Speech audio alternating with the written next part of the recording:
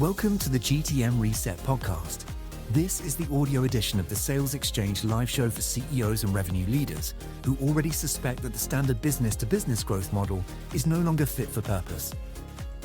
If your MarTech stack keeps growing, activity stays high, but revenue is still slow, costly, or unpredictable, this series is for you.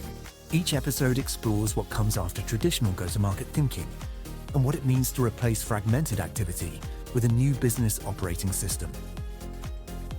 This episode was originally broadcast as a live stream, so if Nigel refers to diagrams, frameworks, or on-screen illustrations, you can watch the full version using the link in the description.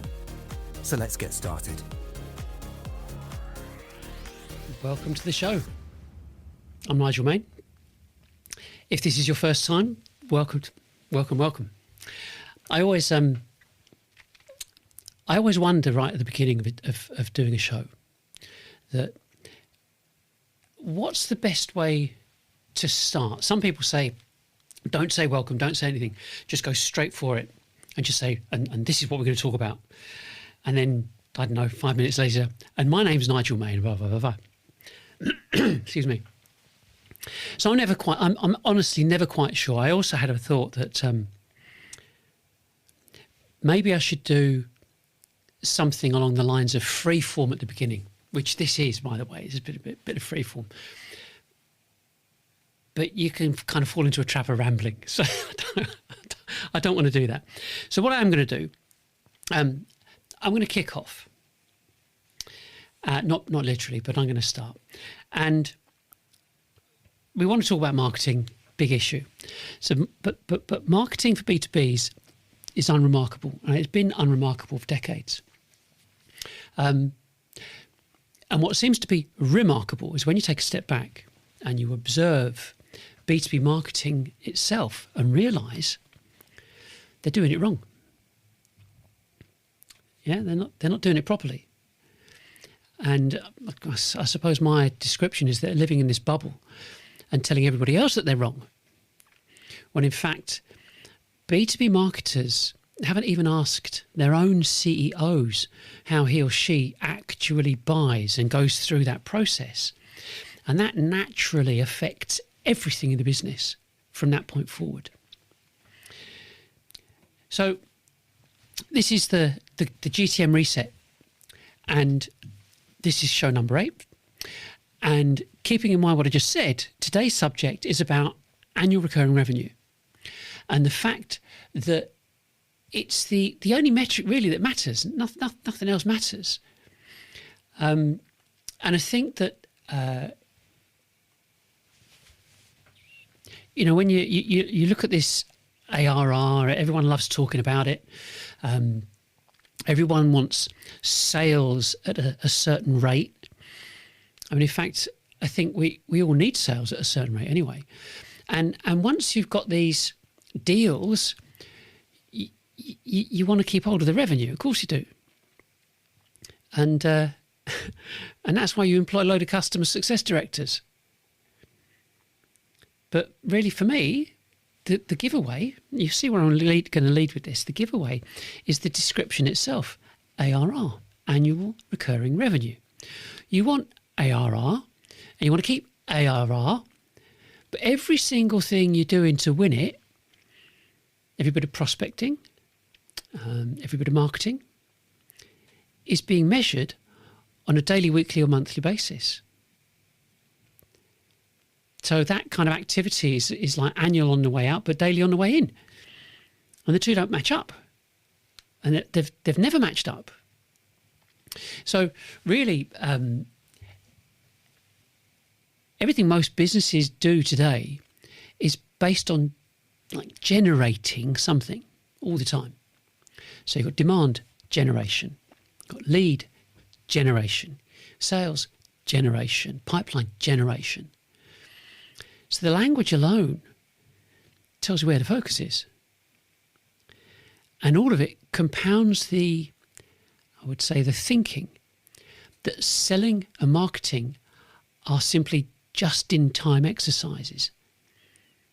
That's something that needs to be done immediately and something that's measured this week even though every B2B has got a lead time and every CEO knows it, and no one wants to hear that a decision has been postponed. And when it is, somehow it becomes the salesperson's fault, which is kind of mad, really. And so you've got to look at you look at the way it is. And so the way that businesses have been built, that really today, that they have been forced by the MarTech industry and their advocates, your marketing teams, to use all the technologies that the consumer industry uses.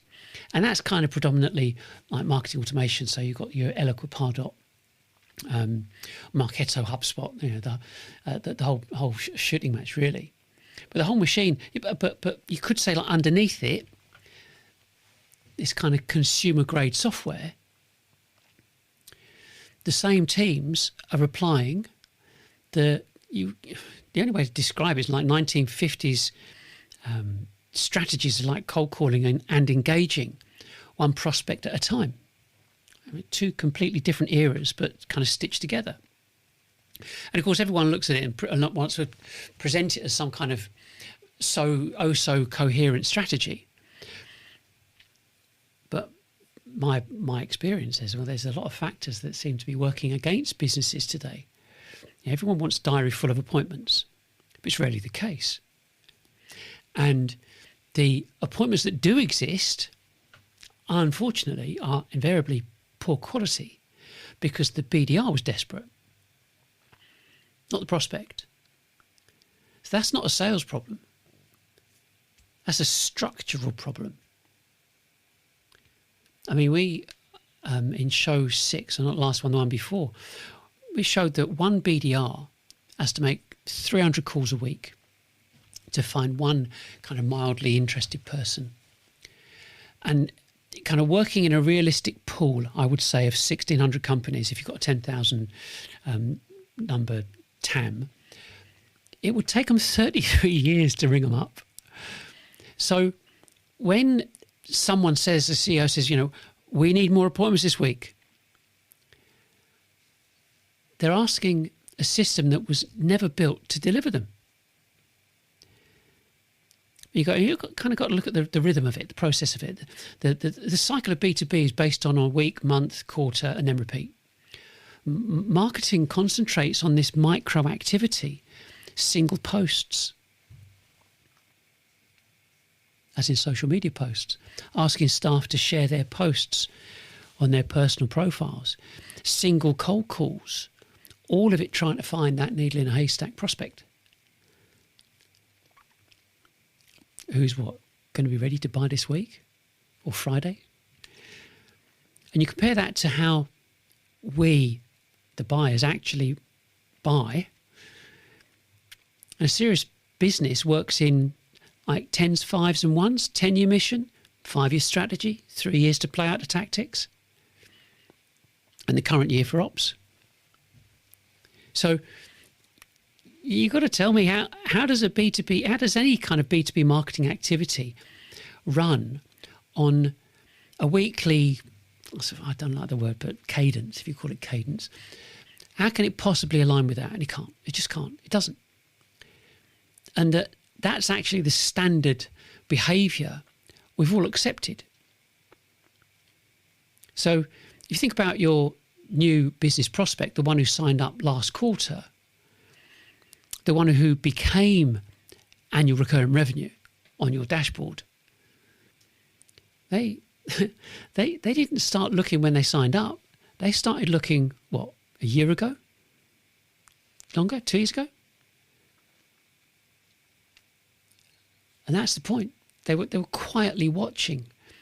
They're looking at reading and learning and comparing, while your marketing team was busy kind of running this week's campaign or chasing this month's MQLs. So the annual recurring revenue you booked this quarter was earned by exposure, to kind of follow this bit, earned by exposure that happened 12 months or so ago. And the annual recurring revenue you're going to book next year is being earned or not earned right now. It's by the I suppose by the exposure you're choosing to create right now or not create. So marketing people won't step out of the cycle. And I think CEOs are afraid of making the wrong decisions. But I mean, business isn't so good. It never is really. But there doesn't seem to be any light at the end of the tunnel. Nothing's changed. Same plan, different week.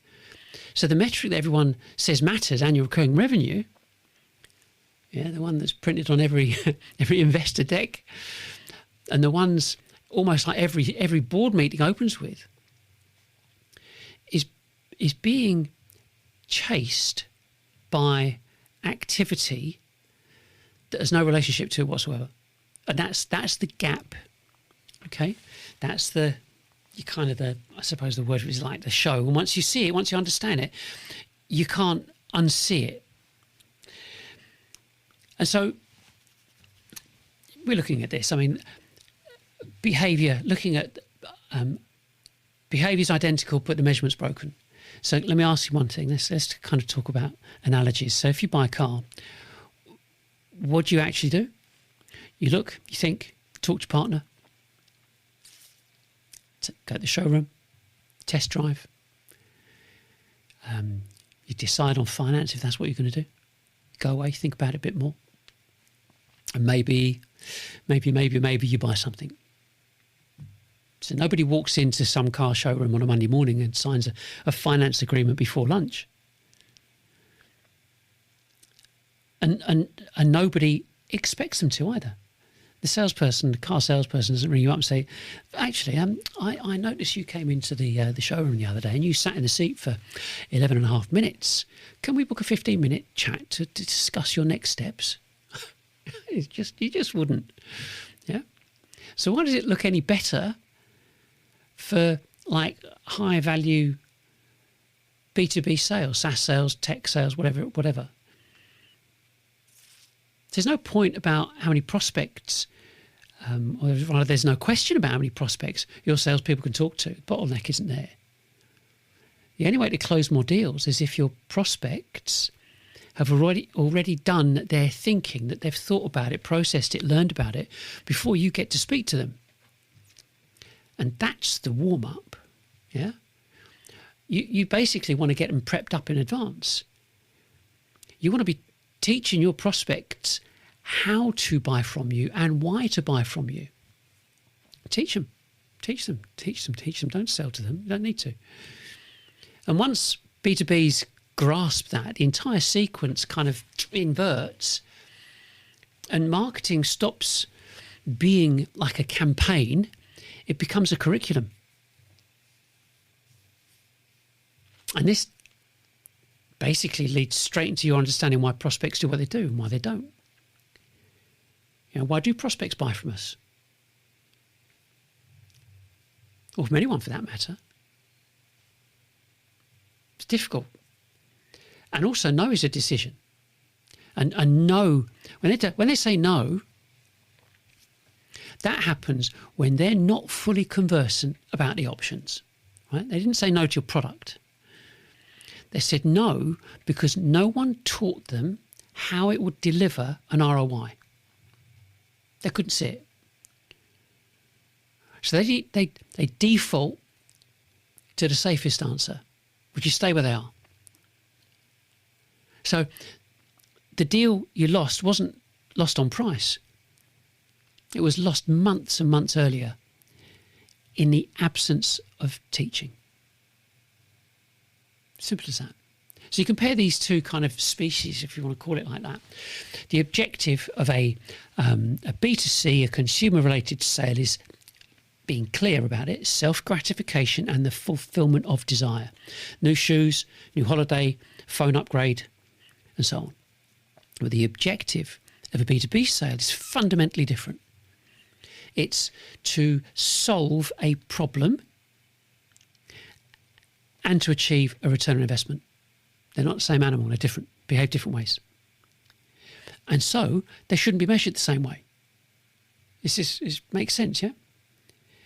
But I would say we haven't been paying attention because we're being told what to do by the people who are guessing and basing it all on B2C statistics. And we covered this in fair old detail last week's show. I mean, even ChatGPT, when I pushed it and said, come on, where's the stats? It had to admit that there are no hard and fast facts on specific B2B statistics, which is behind what most marketers are going on about and repeating. Did you watch how this kind of plays out? Your month one campaign starts. And the advert says to the prospect, we solve your problem. And the prospect looks at it and says, not relevant, I haven't got a problem. End of conversation. And then end of campaign. So then fast forward later, months later, whenever, it doesn't really matter. That same prospect has now got a problem. So where's the vendor? Off the radar. Long gone. No deal. Never. And because of that, the vendor goes back and reverts to AI scrape and spam, sending out hundreds or thousands of emails, automated dialing, thinking that they're doing this all at scale, only to cheese off and upset a load of CEOs. When all they had to do, which is what we do, which is just stay visible. Just keep visible. The lead time can be months, so what? It can be years. It doesn't matter.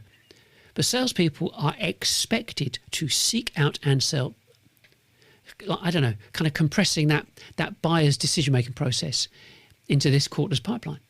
We know that. But the buyer's not compressing anything.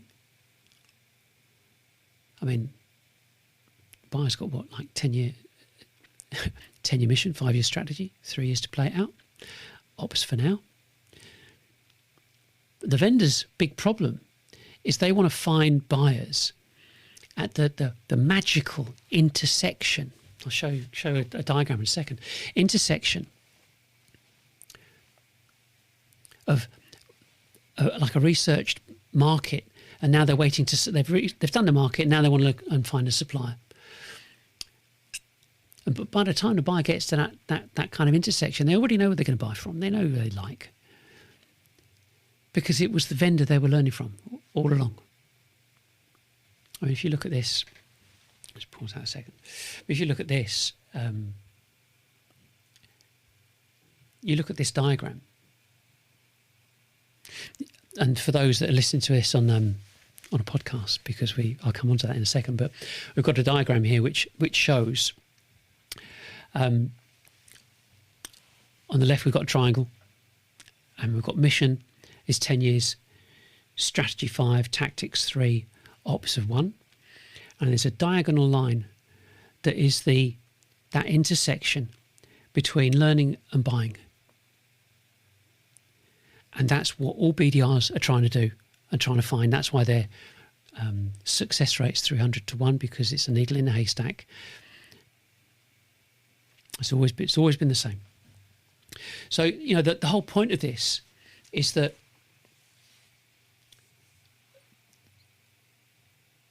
the problem exists and no one knows until now, but no one knows what to do with it. So 2 things in life which we know about, yeah. We absolutely know about pain. And we also are aware of future pain. So we want to avoid both of them.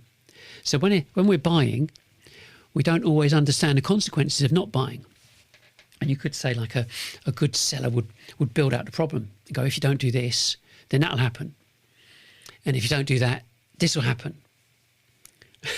you know where it goes. If you take it to the nth degree, not only have you lost your house, your business, your family, your kids, you're dead. Yeah, metaphorically, of course. For the want of a nail, the ship was sunk. I heard a close. You know, you see that you watch these sales related things, and this guy was saying, "Listen, so this is how you handle the objection." You say, "So how can I communicate to you that you might be making a mistake without you getting upset with me?" And supposedly, fair play, it supposedly triggers down. It probably does, but the question isn't the closing technique. Yeah. The real question is the one we've got to ask ourselves, you know, at the end of the day, and say, well, okay, before I do anything, who am I? What am I doing? Are we conformists or are we rule breakers? Because the conformists keep running the campaigns to people who aren't ready. On cycles and the processes that the buyer doesn't recognise. And the rule breakers, well, do something different. Got to teach continuously at scale and let the buyers come to them in the buyer's time, not the vendor's time. And that's key, absolutely key. And that's why, you know, you got to look at this, you know, when we compare the two, consumers and B2Bs, even social media is not being used in the same way as consumers do. I touched on it earlier, you know, B2B say you go and ask colleagues to repost content so they can hopefully increase distribution. Like tapping on someone's shoulder and say, "Oh, can you share this on your profile?" And so, you know, at the end of the day, we're treating every kind of supposed active mechanism as something that's got to be triggered manually. I mean, it's nuts. Which kind of goes against the whole point of an automated, always-on platform, and we've turned it into like a tap, a shoulder tapping exercise. I mean, it's tiring. It doesn't scale, yeah? And people resent it. Different teams resent it. So if you go back a bit, let's go back a bit, because you can fix this without, or rather. You can't. So I've mentioned this before in different shows. You can't fix something, and you're not. In fact, you're not actually compelled to fix something unless you know how you got into the problem in the first place. Because sometimes you might think, well, is it really a big problem? I mean, it's just that some people think, well, it's just how it is. But if you go back, if we all go kind of back down memory lane, back into the 80s and 90s, businesses pretty much only had mail shots, as in posted mail shots. And they would try it once, twice in a year. And if it didn't work, they stopped until something new came along or someone had a different idea, something like that. And then early 2000s, give or take, constant campaigns. They were always different. And CMOs or market leads in B2Bs were told to keep being creative, which to everybody that made sense. So different every time, different theme, different headline, different colour, you know, different angles and so on. But the bottom line is, here's the thing.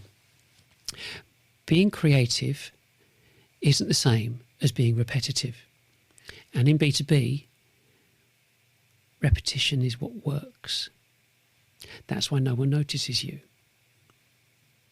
You've been chasing creativity when you, me, we all should have been chasing consistency.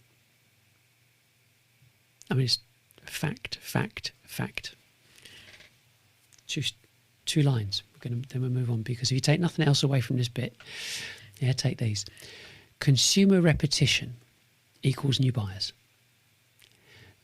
B2B repetition equals learning. They're not the same thing. Consumer hears the jingle, yeah, again and again. But the buyer enters into a kind of funnel, right? The B2B prospect sees you 10 times and starts to learn. After seeing you 20 times, they start to trust you. After 30, I don't know, give or take, they'll email a colleague and say, have a look at these guys. That's the model. It's got nothing to do with virality or sharing or engagement rate on a dashboard that your CMO shows you on a second Tuesday every month. Nothing. And the bottom line is we absolutely know that sales is a numbers game. We've always known it. Everyone knows it. But the problem is B2Bs aren't working with the largest number. And it's certainly not working with the largest data set. So, I mean, the bottom line is we've all cold called one at a time. We've all done that.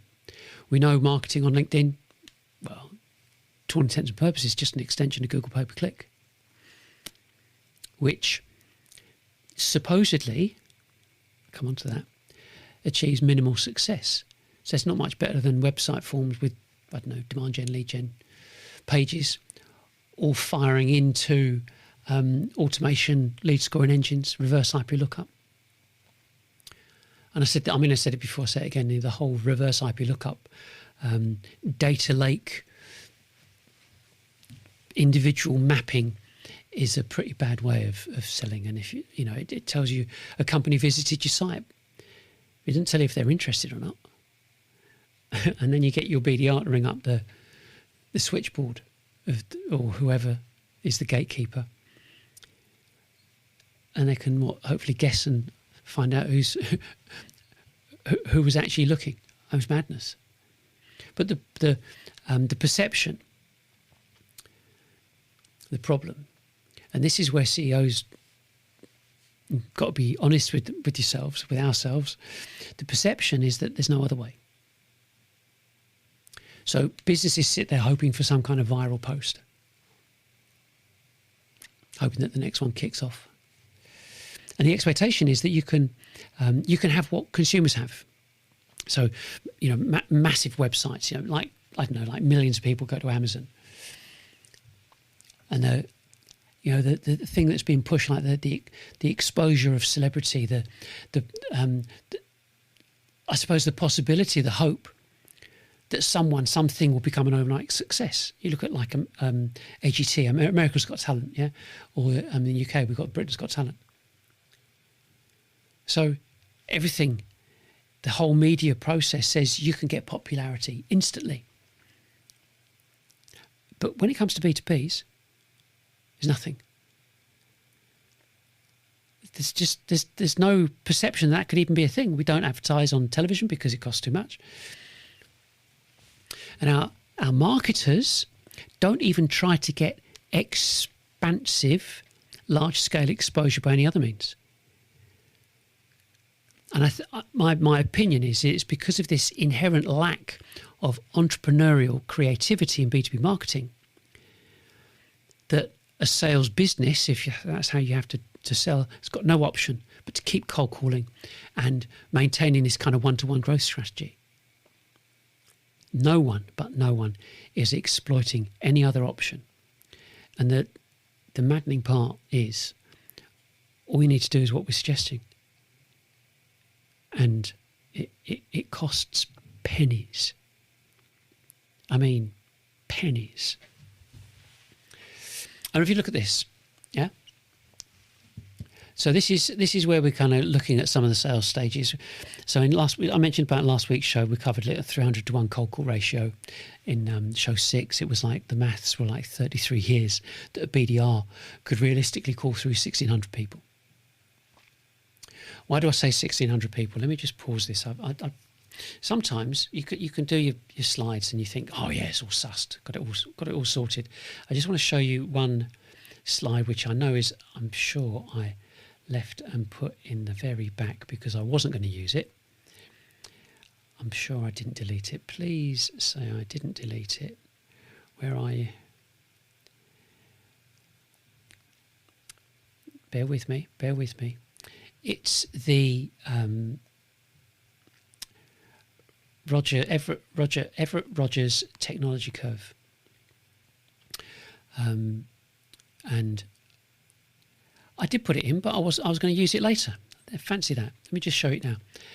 So this technology curve. And what we've got here, I'll let you see it properly there.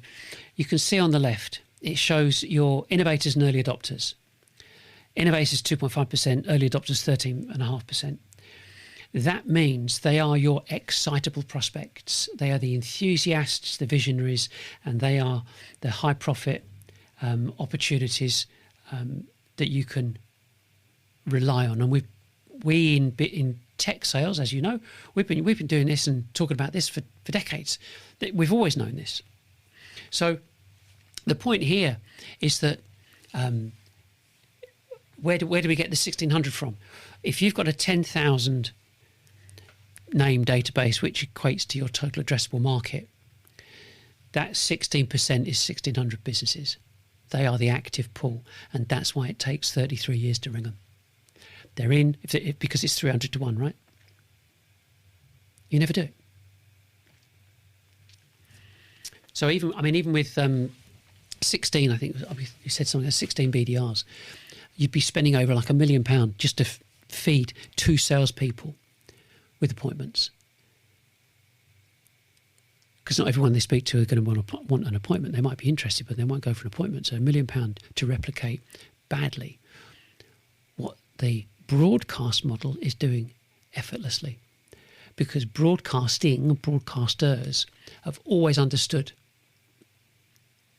the whole thing about reach. So frequency, reach, of course, you've got the repetition. They figured this out decades ago, but B2Bs just didn't join up the numbers.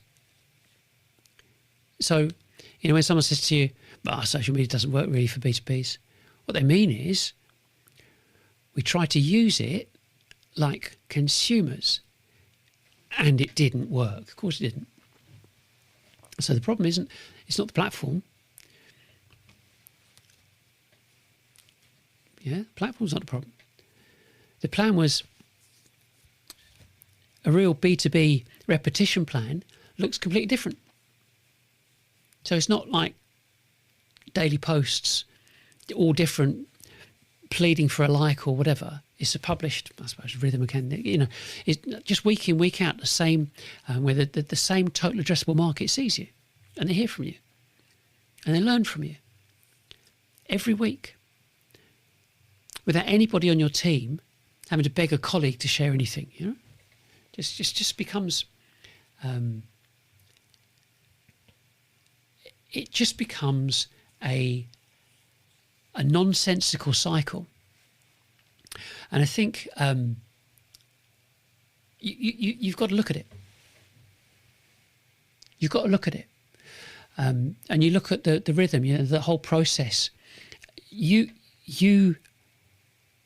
are to control it. And it's got to be consistent day in, day out. And you stop measuring it just on a Tuesday afternoon, because that just does not work. So if you look at the sales stages, let me just go back to, if you look at these sales stages, I'm just going to get right back to these sales stages. So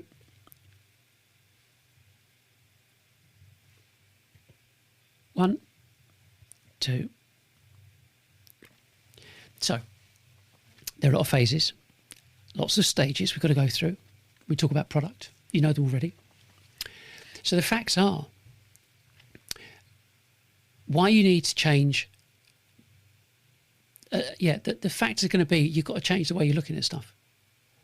So it's not the impressions versus the contacts or anything like that. It's the engagement, the reactions and content and the comments.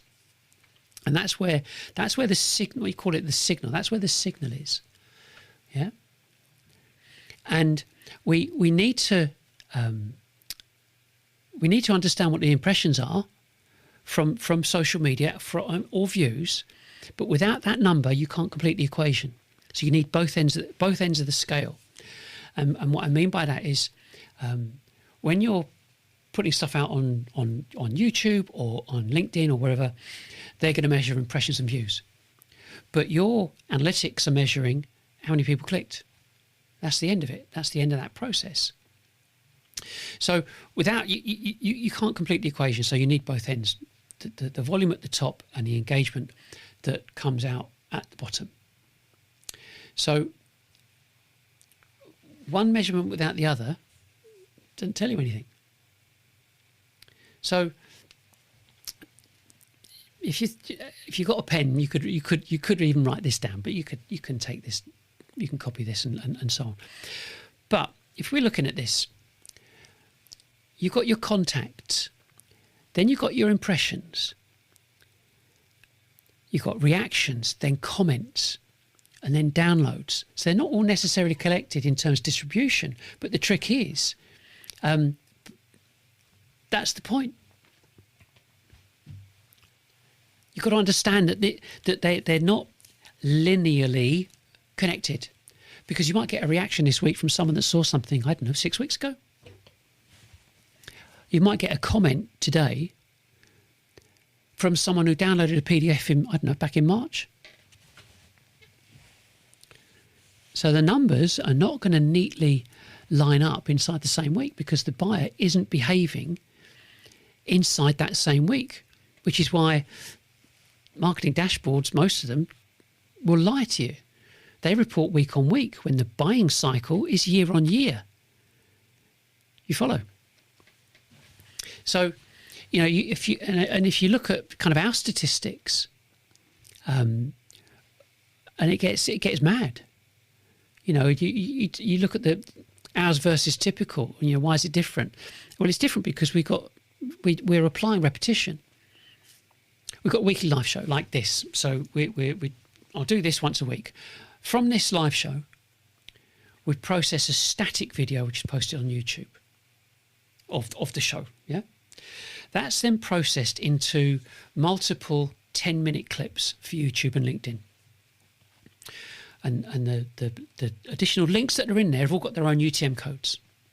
So we know exactly which assets are driving which downloads. In addition, the full video gets processed into multiple shorts, which are, I don't know, between 1 and 3 minutes long, give or take.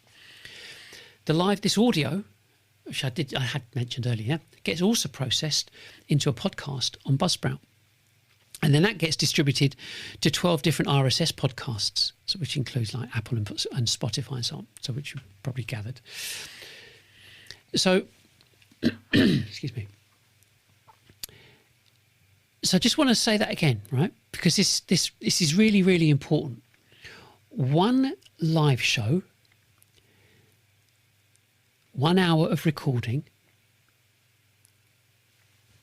5, 6, 10-minute clips, 25 to 30 shorts, a podcast to 12 platforms, and that's from a very low number of connections. Okay, so I'm building a picture here. So that singular hour produces. So we do that 4 times a month. That's those 4 hours collectively generate 30,000 views a month. It's one person.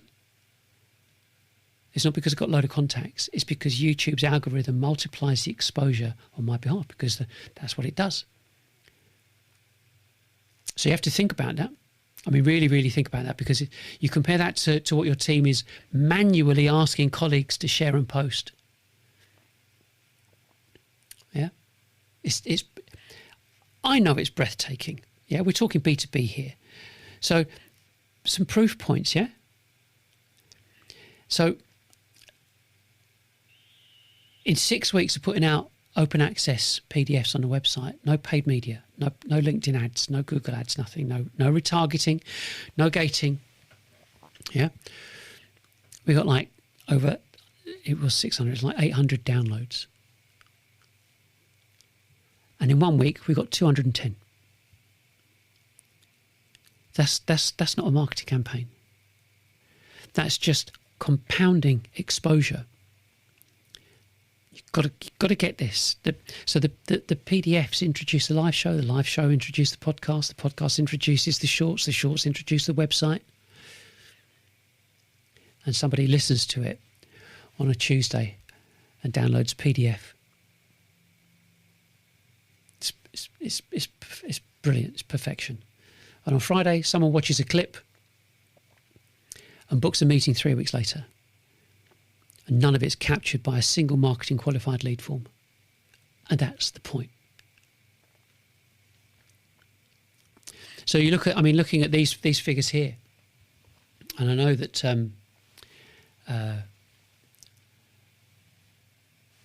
need to put my glasses on for this. So we've got, shows 807 downloads. It shows that we've got on my own channel, Nigel Main channel, 9,000 views in 28 days on our, I think, yeah, that's the overview there. 7,300 on salesXchange. 3,000 on GTM Reset channel, which started on the 19th of April. And then we've got LinkedIn, 9,200. And our engagement rate on LinkedIn is 5.9%. The average is 1. So you look at that combined, we've got 40 hours of watch time. People listening to what I'm saying. And 32,000 people seeing what I'm doing. It is breathtaking. And this is what's not happening in B2B. You know, and if you look at this, you know, you look at what all the statistics in the world tell us is so basic. The more we let people know what we're doing, and the more businesses that know what we're doing, the more we attract. It's not a new concept. This guy here, Dale Carnegie, back in the 1930s, wrote a book called How to Win Friends and Influence People. And it was simple then. The more you tell your story to, people you tell your story to, the more you sell. There was a process then, and there's a process now. Both require effort, of course they do. But today, it uses different technology. But the objective is exactly the same. Sell more at a cost to make sense. And that's it. That's the whole game. It's job done. So if you compare what you're doing and how much exposure you're actually getting, we both know that appointments come from persistent exposure. But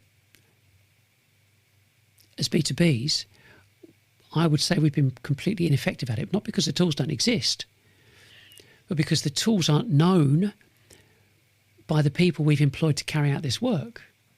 Yeah? And by that I'm talking about people that have been trained on lead gen forms and email cadences and sequence platforms. It's never been trained on broadcasting. So you look at the metrics. The average, the whole thing about the average annual recurring revenue full-time employee, FTE, in most UK SaaS contexts is about 80, 90 grand. It's going down, unfortunately, per head per year. That's it. That's the number that exposes everything. It's too much cost. It's too much software. You could say too much theatre, although we're talking about broadcasting, but it's just not enough efficient exposure. And if you bolted 16 BDRs onto 2 field salespeople and call it a go-to-market team, your annual recurring revenue per FTE collapses. But if you replace that whole stack with a broadcast infrastructure that your 2 salespeople sit at the end of, annual recurring revenue full-time equivalent doesn't just improve, it absolutely transforms it. And kind of the final telling sign is the salespeople who keep their jobs, because we all know this. At the moment, the salespeople who keep their jobs are the ones who generate their own business and make their own appointments. It's never the ones that close the most marketing qualified leads. So you've got to think about what that says to you about the value of marketing qualified leads. It's really serious. So we could say, okay, so where does this leave everyone? my blunt kind of opinion, the only currency that genuinely lands within B2B is the ability to make an appointment. That's it. The entire marketing operation has to culminate in that single activity. No appointment, no sale. So all focus and effort's got to be generated towards or geared towards a prospect actively wanting to have a conversation with a salesperson. Nothing else matters.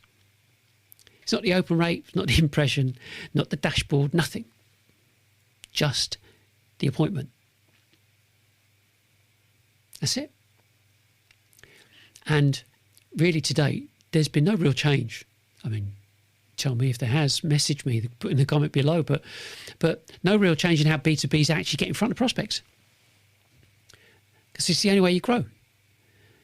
So any change has got to be instigated by CEOs, because if what people are doing right now is doing the same old,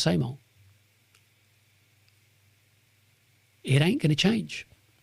So it's got to be the CEOs. No one else can do this, because the people who've been making the decisions about engagement and exposure have been relying on B2C statistics. And CEOs and CFOs and salespeople are kind of quietly agreeing, going, actually, yeah, you're right. Because there's just never enough business. So like I said at the beginning, your marketing team are doing it wrong. The trouble is, if they knew they were wrong, they would have told you, or your direction would have changed by now. But they don't know. And unfortunately, you don't know either, because you've got enough things to do as a CEO. So it's a bitter pill to swallow, really. And what I'm saying is that we've been misled for 20 years.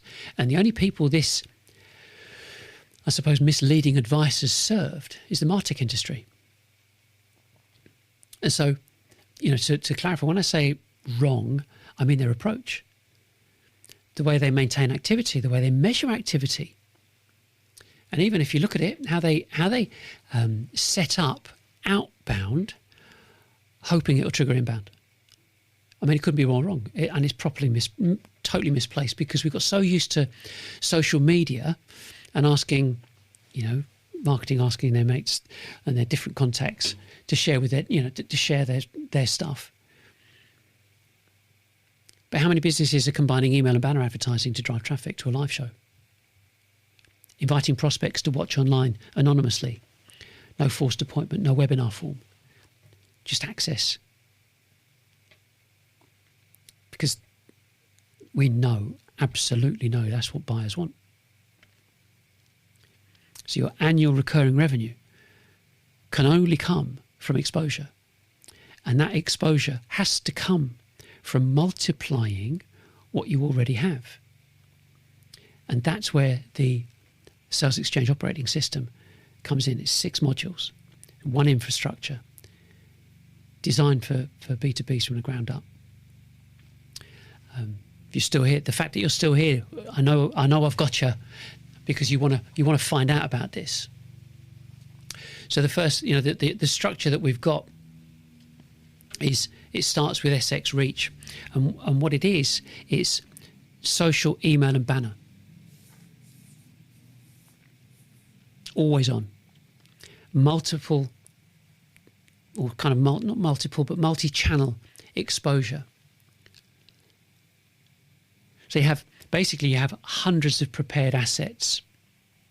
Okay. You may have seen these on LinkedIn and Facebook and Instagram. Hundreds of prepared assets. All of it published on a schedule. The email reaching the same audience repeatedly so they learn over time. Banner advertising. I mean, we've got the, you're a bit difficult if you listen to this on a podcast, but basically what we've got there is these are multiple posts. They are constructed. And once they're constructed, you can, using a combination of AI and Python and so on, you can produce these at scale which means, I mean, I'm not going to go into massive detail now, because next week I'm going to go through each module in detail. Suffice to say, nothing exists like this, because we're dealing with repetition and expansive visibility. We output 600 posts a month. It's 20 a day. Think about that. So the whole thing is that the banner advertising, it gets the right traffic to the website and to the live show. 3 channels, 1 orchestration, and it repeats, because it is all about orchestration. It repeats week in, week out. No shoulder tapping. Please share. And no like Monday morning panic about have you done today's post. So you've got these different things here. You've then got because I'm going to flick through this. We've got multiple posts. We then have it pushed to email and then to banners. We're keeping similar illustrations. I've put my my slides in the wrong order. I'll come back to that. So now we're at live. So you've got this. I'm going to stop there, because I just want to go back a second, because part and parcel of what we provide is this methodology of generating this information, and this is it now on screen. This screen is a processing screen. You upload your text. When the text is uploaded, it gets processed into those images I mentioned. And then you submit it and it gets posted online. 30 at a time. It took me 3 hours to do 6. Which is 180 posts. 3 hours to post it, process it and post it. Amazing. Love it. Absolutely love it. But I'll come back to that for next week. So SX Live. So it basically is in-office broadcasting so you've probably got an office that's not used as much. Maybe it's got no windows. Great if it hasn't. Convert it into a studio. Think about it. So you convert it into a studio and becomes one live show every week. And from that 1 hour that you produce, you do that live show, you've got a YouTube video, 5 or 6 10-minute clips, 25 to 30 shorts podcast, 1 hour, and just hundreds of distributed assets. And you've got an office studio. And it costs pennies. I mean, you compare it to what a marketing department, and it does what no marketing campaign can ever do. It puts the human, it puts the voice, the whole body language thing. You can stand there and wave your arms about, and people go, "He's lying," or "He's telling the truth. Look at that." And you put something like this in front of your prospects, in front of your total addressable market, every single week, and that is how people get to know, like, and trust you. Because the bottom line is, everything you do in an appointment can be done here. You have to think about that. The next part is called what we call SX Connect, and it's an independent discovery and appointment booking process. It uses an AI agents to research the company and the individual before the meeting. It's automated preparation of the sales deck, tailored to that prospect. It automates the drafting of the proposal, so the buyer self-educates, remains anonymous until they're ready to book. And when they do book, your salespeople in person, they walk into that sales meeting already prepared with the deck and the proposal sitting there. No BDR, no qualification call, no discovery calendar invite, The buyer arrives ready, and so do you. And we do that different stages. We've got a form fill, discovery form fill.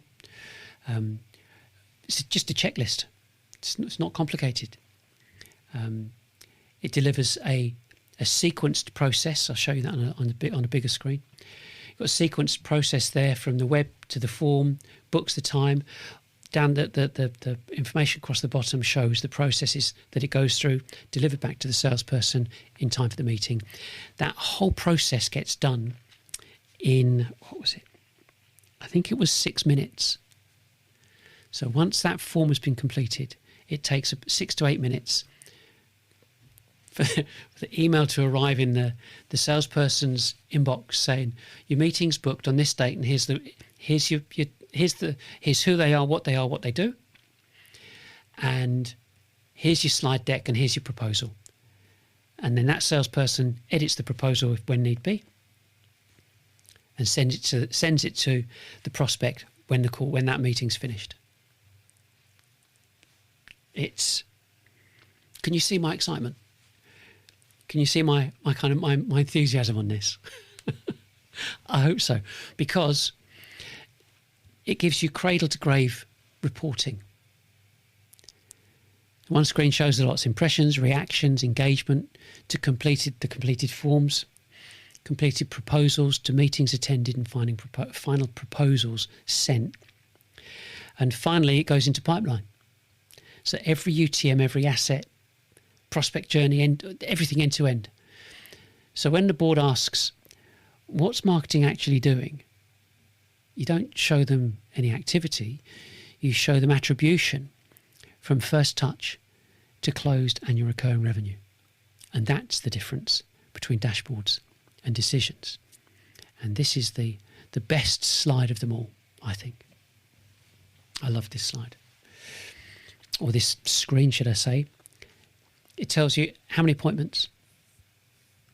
And once that sales guy, saleswoman, person confirms what the final cost was, sale cost, what's the cost that was put on that proposal, it appears top right,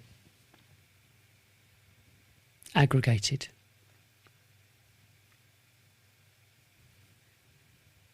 So like I said, it's cradle to grave. Total cradle to grave reporting.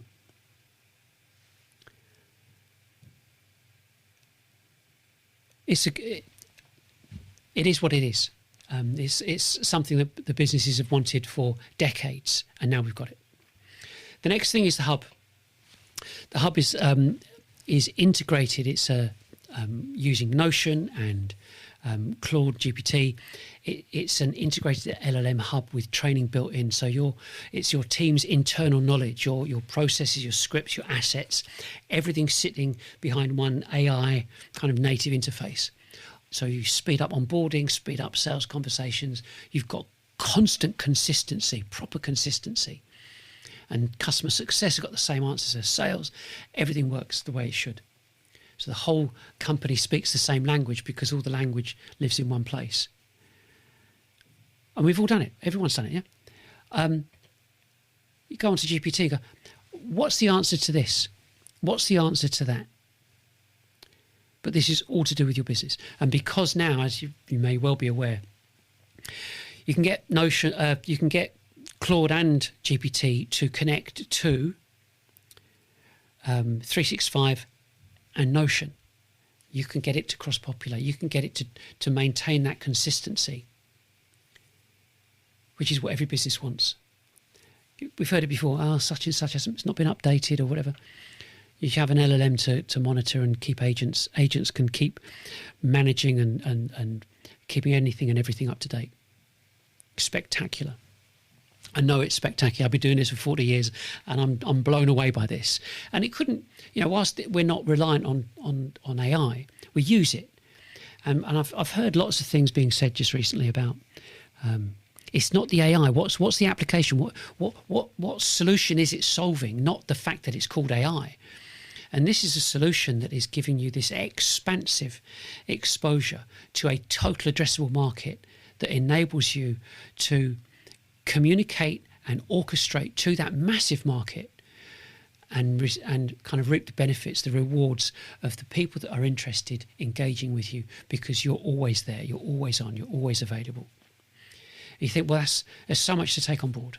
Yeah, it is. Yeah, I agree. Which is why we've got a course. Start with the course. And what we've got with the course is 30 hours of online video. Yeah, 20 modules, but I think it's about 189 short videos, 80 odd worksheets and downloads, CPD certified, so it's all self-paced. And this is how you transform the thinking of current B2B marketers. I mean, at the end of the day, if you install the OS without retraining people, you just buy more software. There's no point. But it's the course comes first, then the infrastructure follows after that.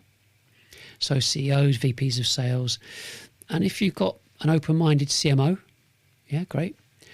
But once everybody understands what's gone wrong, this operating system it's not a leap of faith anymore. It's the obvious next step, and that's why we've got it. That's why it's been done. So you kind of bring this all together. You know that the real problem in B2B, it's not a lack of mechanisms or technology to achieve large-scale exposure. The technology is always there. It's been there for years. But the real problem is the willingness of marketing people to adopt the technologies that would actually deliver large-scale exposure. Mechanisms exist, it's just not being used. And you could quite easily say in certain cases marketing's been actively dissuaded from engaging with this type of tech. By whom? You guessed it. By the MarTech companies, MarTech SaaS salespeople. Because their entire model depends on you not knowing that there's another way. Depends how you want to look at life in a way, is half full or half empty, but the bottom line is what's their end game? But the problem is real. We know it's real, and it sits squarely, unfortunately, squarely on the shoulders of salespeople and the CEOs who are expected to deliver the figures when no one else can. Marketing don't sell.